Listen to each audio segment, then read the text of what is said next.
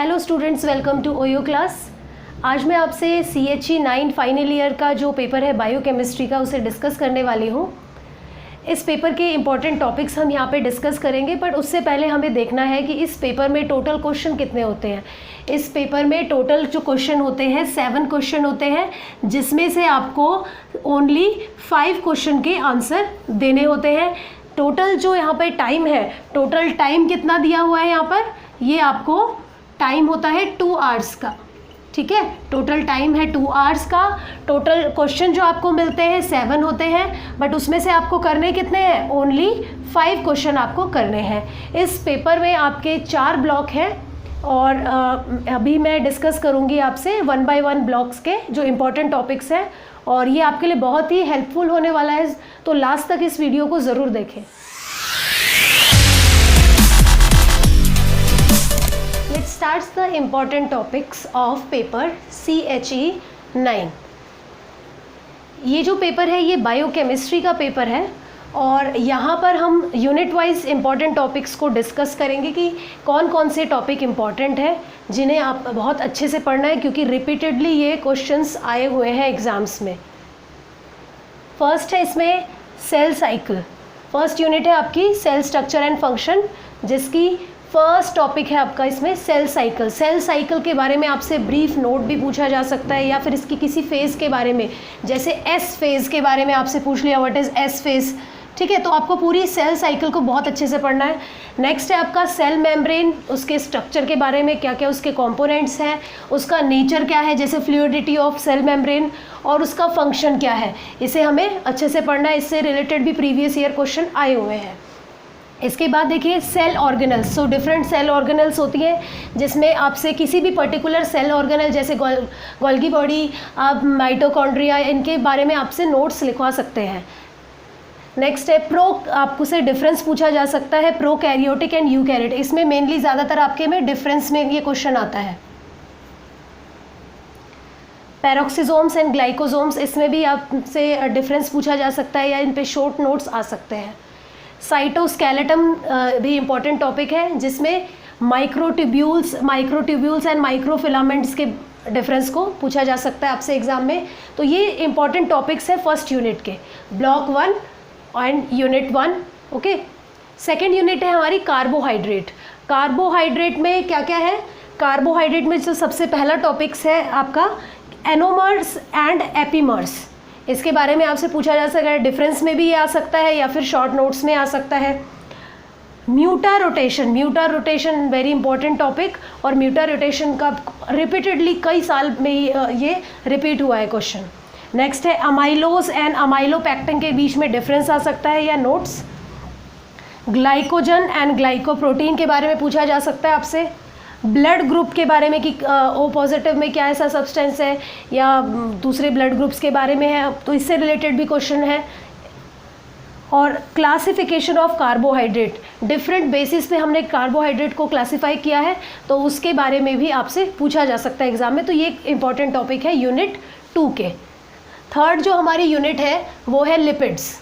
Okay, तो lipids में कौन कौन से इंपॉर्टेंट टॉपिक्स हैं आपके, phospholipids, classification of fatty acid, जिसमें एसेंशियल फैटी एसिड के बारे में काफ़ी बार पूछा गया है। फिर है आपका आयोडीन नंबर एंड रेंसिडिटी, इसके बारे में भी आपसे या तो डेफिनेशन, शॉर्ट नोट्स आपसे पूछे जा चुके हैं। Lipoproteins and then ketone bodies. Ketone body बहुत ही इंपॉर्टेंट टॉपिक है, ये रेगुलरली पूछा गया है। यूनिट 4 है हमारी न्यूक्लिक एसिड।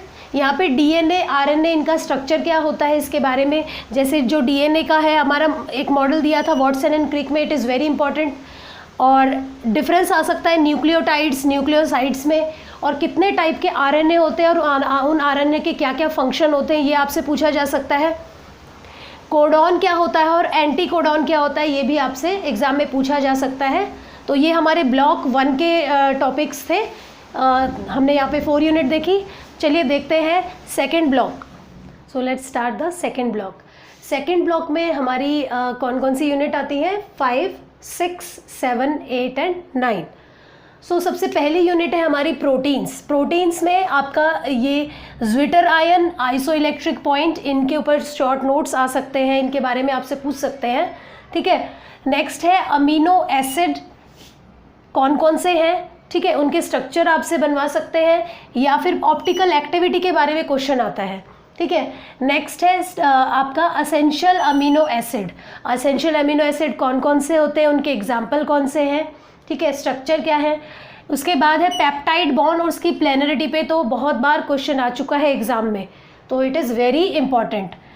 इसके बाद है स्ट्रक्चर ऑफ प्रोटीन, जैसे primary, secondary, tertiary and quaternary structure, इस पे भी बहुत बार क्वेश्चन आया है। Alpha helix, beta pleated structure, ये भी बहुत इंपॉर्टेंट है। नेक्स्ट है डाइसल्फाइड बॉन्ड्स आपके, और उसके बाद आता है non covalent interaction in protein folding, it is also very important, ये भी काफ़ी इंपॉर्टेंट है, ठीक है। तो इन पे बहुत बार क्वेश्चन रिपीट हुआ है। नेक्स्ट है आपका यूनिट 6। यूनिट 6 हमारी क्या है, एंजाइम। एंजाइम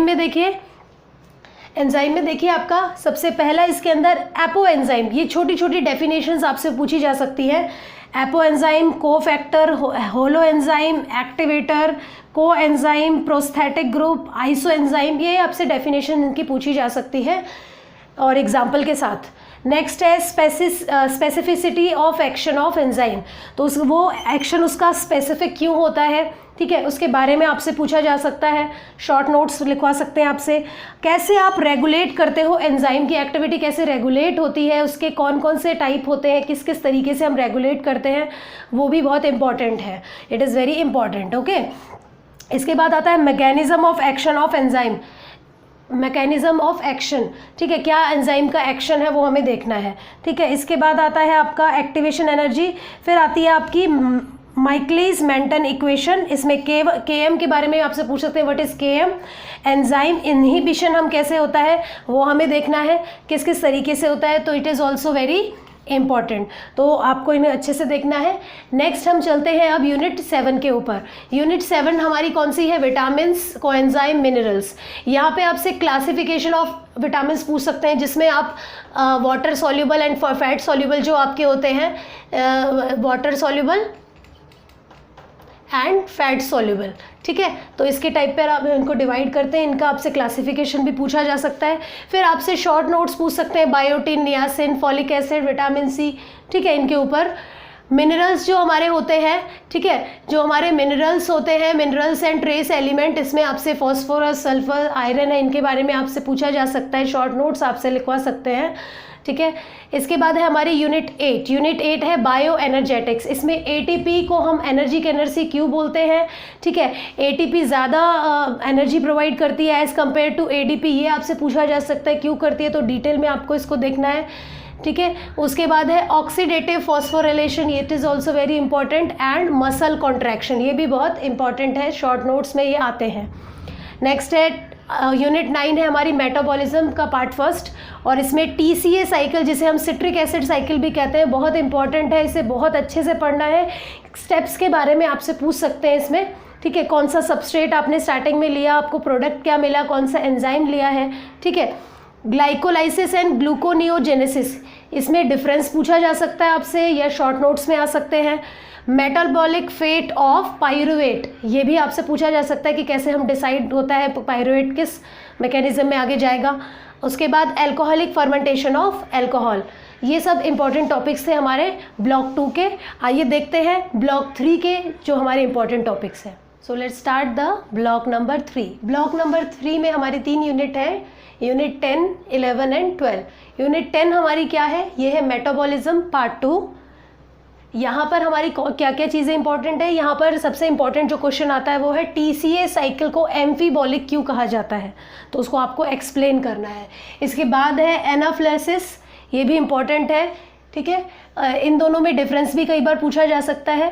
उसके बाद है beta oxidation pathway, it is also very important, तो यहाँ पर ये काफ़ी इंपॉर्टेंट है, काफ़ी बार ये पूछा गया है, इट इज़ ऑल्सो इम्पॉर्टेंट।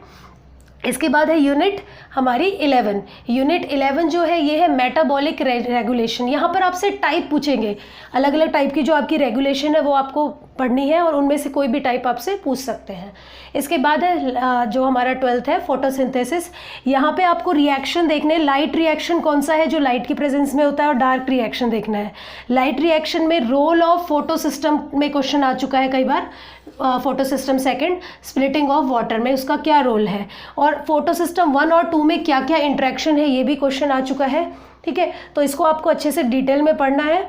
इसके बाद आता है डार्क रिएक्शन। डार्क रिएक्शन में आपका केल्विन साइकिल्स, C3 साइकिल से रिलेटेड क्वेश्चन आ सकता है, और जो C3 एंड C4 प्लांट होते हैं तो वो भी आपको इसमें पता होने चाहिए। ओके, तो नेक्स्ट मूव करते हैं। So let's start the last block of this paper CHE 9।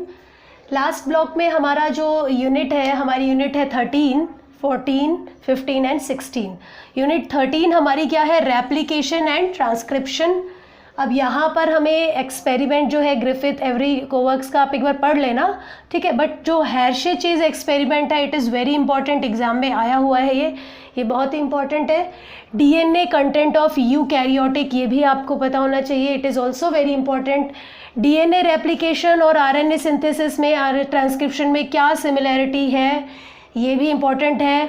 DNA polymerase क्या है, प्रूफ रीडिंग क्या होती है DNA पॉलीमरेज की, और यहाँ पर ओकाजाकी जो फ्रेगरेंट है ये भी इम्पॉर्टेंट है। ठीक है, DNA प्लाज्मिड पे भी क्वेश्चन आ रखा है, ये टॉपिक भी इम्पॉर्टेंट है आपका। इसके बाद देखिए प्रोटीन सिंथेसिस, जो नेक्स्ट यूनिट है वो है प्रोटीन सिंथेसिस। इसमें जेनेटिक कोड पे काफ़ी बार क्वेश्चन आया हुआ है। जेनेटिक कोड क्या है, जेनेटिक कोड की कैरेक्टरिस्टिक क्या है, वो आपसे यहाँ पे पूछे हुए हैं। ठीक है, तो इसको अच्छे से आप कर लेना। प्रोटीन सिंथेसिस कैसे होती है ये भी आपको पता होना चाहिए। इनिशिएशन एंड टर्मिनेशन कोडॉन क्या होते हैं, एग्जाम्पल के साथ आपको बताने हैं।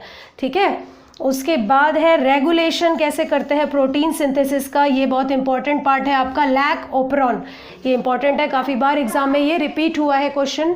इसके बाद है टाइप्स ऑफ ट्यूमर्स। ट्यूमर्स कितने टाइप के होते हैं, इसमें आपका बेंजाइन एंड मैलिग्नेंट ट्यूमर आपका आता है। ठीक है, ये भी बहुत इंपॉर्टेंट है आपका। ठीक है, इसके बाद है यूनिट 15। यूनिट 15 में आप देखिए बायोटेक्नोलॉजी, यहाँ पे जेनेटिक इंजीनियरिंग की क्या होती है और इसकी एप्लीकेशंस क्या क्या है, बहुत ही इंपॉर्टेंट क्वेश्चन है। ठीक है, उसके बाद फर्मेंटेशन आपका आ सकता है। फर्मेंटेशन बायोटेक्नोलॉजी या तो अल्कोहल का आ सकता है एग्जाम में या फिर विनेगर का। ठीक है, तो इन दोनों को ही आप प्रिपेयर करेंगे, कोई भी एक आ सकता है एग्जाम में। इसके बाद है पेनिसिलिन का प्रोडक्शन कैसे होता है, ये भी इंपॉर्टेंट है, एग्जाम में ऑलरेडी आया हुआ है आपके। इसके बाद नेक्स्ट यूनिट है हमारी इम्यूनोलॉजी। इम्यूनोलॉजी में types of immunity is very important. ये जो टाइप्स दिए हैं कौन कौन से, cellular and humoral, it is very important. इसके बाद टाइप ऑफ एंटीबॉडीज़ क्या है, ठीक है, उसके टाइप क्या है। उसके बाद एंटीजन एंड एंटीबॉडी इंटरेक्शन क्या है, वो भी आपका इंपॉर्टेंट पार्ट है। Okay, so student in topic को आप बहुत अच्छे से करिए, और इन टॉपिक्स को अगर आप अच्छे से कर लेते हैं तो आपको एग्ज़ाम में बहुत अच्छे मार्क्स आप ऑब्टेन कर लेंगे। और एक चीज़ और, आप एग्ज़ाम में अपने आंसर शीट में कोई भी क्वेश्चन है उसे छोड़ के ना आइए। 7 क्वेश्चन में से 5 आपको अटैम्प्ट करने हैं, सभी के इक्वल मार्क्स हैं 10-10 मार्क्स के, तो आप सभी क्वेश्चन को अटैम्प्ट ज़रूर करें, छोड़िए ना।